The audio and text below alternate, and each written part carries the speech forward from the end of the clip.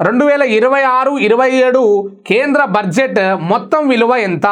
కేంద్ర బడ్జెట్ యొక్క మొత్తం విలువ ఎంత అంటే 53 లక్షల కోట్లు. 53 లక్షల కోట్ల రూపాయలు కేంద్ర బడ్జెట్లో భాగంగా మనం కేటాయింపులు చేయడం జరిగినది. 41 లక్షల కోట్లు రెవెన్యూ ఎక్స్పెండిచర్ అంటే రెవెన్యూ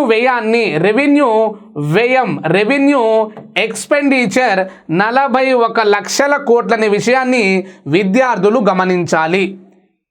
క్యాపిటల్ రిసీట్స్ 18 లక్షల కోట్లు. క్యాపిటల్ రిసీట్స్ అనగా మూలధన వ్యయం ఏదైతే ఉందో ఆ మూలధన రాబడి అనేది 18 లక్షల కోట్లు అనేది కలిగి ఉన్నది. 35 లక్షల కోట్లు అనేది రెవెన్యూ రాబడి ఆ రెవెన్యూ రిసీట్స్.